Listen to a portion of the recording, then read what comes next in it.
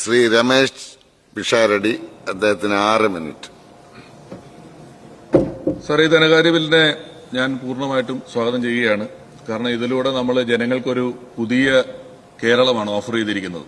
ആളുകൾ അതിൽ എന്തുമാത്രം വിശ്വാസം അർപ്പിച്ചിരിക്കുന്നു എന്നുള്ളതിന്റെ തെളിവാണ് ഇവിടെയുള്ള എല്ലാ MLA-മാരുടെ ഓഫീസിലും നിയമസഭയിലും ഇപ്പോൾ കാണുന്ന ഈ ഒരു വലിയ തിരക്ക് എന്ന് പറയുന്നത്.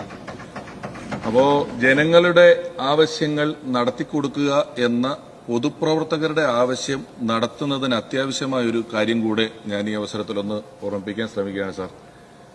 ഏകദേശം 71ഓളം പുതിയ MLA-മാരും അത്ര തന്നെ പരിചയസമ്പന്നരായ MLA-മാരും ഉള്ള ഒരു സഭയാണിത്. അതുകൊണ്ട് തന്നെ ജനങ്ങൾക്ക് ഇതിൽ വലിയ പ്രതീക്ഷയാണ്. പുതിയ ഒരാളെന്നുള്ള നിലയിൽ എന്റെ ഒരു അക്കാഡമിക് ഇൻട്രസ്റ്റ് കൊണ്ട് ഇതിന്റെ ഡിമാൻഡ് ആൻഡ് സപ്ലൈയെ പറ്റി ഞാൻ വെറുതെ ഒരു പഠനം നടത്തി. 1 മാസമാകുന്ന സാഹചര്യത്തിൽ ഞാനൊരു അനലിറ്റിക്സ് എടുത്തു. അത് വെച്ച് എനിക്ക് മനസ്സിലായ ഒരു കാര്യം, ഒരു MLA ഓഫീസിൽ സാധാരണഗതിയിൽ ഒരു 40 നിവേദനങ്ങൾ ഒരു ദിവസം നമുക്ക് കിട്ടുന്നുണ്ട്. 40 നിവേദനങ്ങൾ. ഈ 40 നിവേദനങ്ങൾ നമ്മൾക്ക് ഒരു ദിവസം കിട്ടുകയാണെങ്കിൽ ഏകദേശം 100 ദിവസമാകുമ്പോൾ ഇതിന്റെ എണ്ണം 4000 എണ്ണമാണ്. MLA എന്നുള്ള നിലയിൽ നമ്മൾ 5 കൊല്ലമാണ് ഒരു MLA-യുടെ ടേം എങ്കിൽ അത് 365 × 5 1825 ദിവസങ്ങളാണ്. ഈ 1825 ദിവസങ്ങൾ MLA ആയിരിക്കുന്ന ഒരാൾക്ക് 100 ദിവസം കൊണ്ട് 4000 നിവേദനങ്ങൾ കിട്ടുന്നുണ്ട്.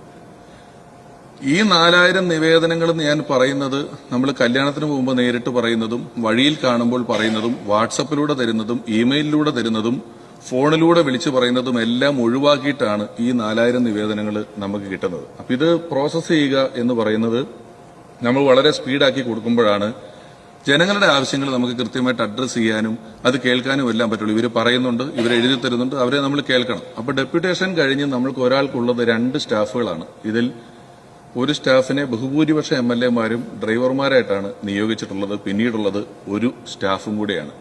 അപ്പൊ ഈ ഒരു സ്റ്റാഫും MLA എന്നുള്ള നിലയിൽ ഈ കാര്യങ്ങൾ കൂടാതെ നടത്തേണ്ടുന്ന പൊതുകാര്യങ്ങൾ, നിയമസഭയിൽ പങ്കെടുക്കേണ്ട കാര്യങ്ങളെല്ലാം നമ്മൾ മാറി നിൽക്കുമ്പോൾ ഇത്രയധികം ഡാറ്റ പ്രോസസ് ചെയ്യുക, ഇത്രയധികം ആളുകളുടെ ആവശ്യങ്ങൾ പരിഗണിക്കുക എന്ന് പറയുന്നത് കുറച്ച് ശ്രമകരമായ ജോലിയാണ്. ഇപ്പൊ കഴിഞ്ഞ ദിവസം ഇവിടെ ഇന്ത്യൻ ഓഫീസിൽ ചായ കൊടുക്കാൻ പോയി. ഇപ്പൊ ആ ചേട്ടൻ ചായ വെച്ചിട്ട് കൈ ഒരൊറ്റ കുട ഉടഞ്ഞു. അപ്പൊ ഞാൻ ചോദിച്ചു, എന്തു പറ്റി ചേട്ടാ? ചായ കൊടുത്ത് എന്റെ കൈ കഴച്ചു. കാരണം 10 വർഷം ഈച്ചയും പൂച്ചയില്ലായിരുന്ന സ്ഥലമാണ്, ഇപ്പൊ നിറച്ച ആളാണ് എന്ന് പറഞ്ഞു. ഇപ്പൊ നമ്മുടെ സ്റ്റാഫുള്ള പയ്യനും അതേപോലെ ഓഫീസിൽ നിന്ന് കാണിച്ചു, കുറെ നിവേദനം കൊണ്ടു തന്നിട്ട് അവനും കൈ ഉടഞ്ഞിട്ട് പോവാണ് സാർ.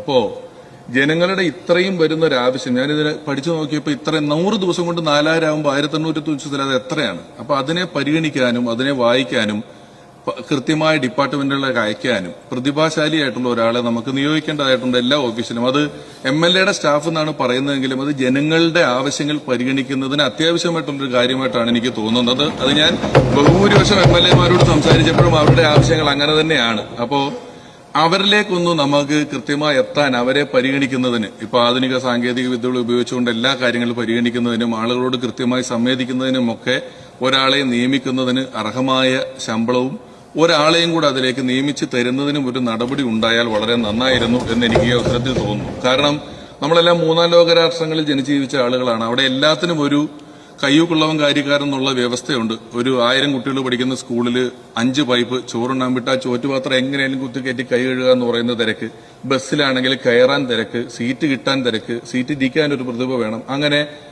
ഇവനൊരു കല്യാണ വീട്ടിൽ പോലും 11 മണിക്ക് ചോറുണ്ണേണ്ട സമയം അല്ലെങ്കിൽ പോലും തുറന്നു വെക്കുമ്പോൾ ആളുകൾ ഇടിച്ചു കയറുന്നത് ഈ തിരക്കിനോട് പൊരുതിയാണ് 3ാം ലോക രാഷ്ട്രങ്ങളിലുള്ള ആളുകളെല്ലാം ജീവിച്ചിട്ടുള്ളത്. അപ്പൊ നമ്മുടെ MLA ഓഫീസുകളിലാണെങ്കിലും ഇവിടെയാണെങ്കിലും മന്ത്രിമാരെ കാണാൻ വരുന്നവർക്കാണെങ്കിലും എല്ലാം ചിലർ രാവിലെ തൊട്ട് വൈകുന്നേരം വരെ ഒന്ന് കാണാൻ പറ്റാതെ പോകേണ്ടി വന്നാൽ കയ്യൂക്കുള്ള മറ്റാരോ കയറിപ്പോയാൽ അത് അവരെ ബാധിക്കുന്ന ഒരു പ്രശ്നമാണ് സാർ. അപ്പൊ അവരെ എല്ലാം അഡ്രസ് ചെയ്യുന്നതിന്റെ ഭാഗമായി നമ്മളുടെ സ്റ്റാഫുകളുടെ എണ്ണത്തിൽ ഒരു ചെറിയ വർധനവുണ്ടായിരുന്നെങ്കിൽ, ഒരാളെയെങ്കിലും കൂടുതൽ നിയമിക്കാൻ പറ്റിയിരുന്നെങ്കിൽ അത് നന്നായിരുന്നു. ഇത് MLA-മാർക്ക് വേണ്ടി എന്ന് പറയുന്നത് കൊണ്ടാണ് ഇത് കേൾക്കുമ്പോൾ പെട്ടെന്ന് നമുക്കൊരു അസഹിഷ്ണുത തോന്നുന്നത്. അവരാരും വ്യക്തിപരമായ നമ്മുടെ ഒരു സഹായത്തിനുമല്ല, ജനങ്ങളുടെ കാര്യം അഡ്രസ് ചെയ്യുന്നതിന് വേണ്ടിയിട്ടാണ്. ഇത് കൂടെ പരിഗണിക്കണം എന്ന് അഭ്യർത്ഥിച്ചുകൊണ്ട് ഇത് എല്ലാ തരത്തിലും ഈ ധനകാര്യ ബില്ലിനെ പൂർണ്ണമായും പിന്തുണച്ചുകൊണ്ട് നമ്മുടെ ഈ പറഞ്ഞ നമ്മുടെ ഒരു വലിയ മോട്ടീവ്, നമ്മൾ എന്തുദ്ദേശത്തോടു കൂടിയാണോ ഈ ബജറ്റ് അവതരിപ്പിച്ചത്, എങ്ങനെയാണോ നമ്മൾ ജനങ്ങളുമായി സംവേദിക്കേണ്ടത്, അവരുടെ ആവശ്യങ്ങൾ ഏതു തരത്തിലെല്ലാമാണ് നമ്മൾ പരിഹരിച്ചു കൊടുക്കേണ്ടത് എന്ന് പറയുന്ന സ്ഥലത്തേക്കുള്ള എത്തിച്ചേരാൻ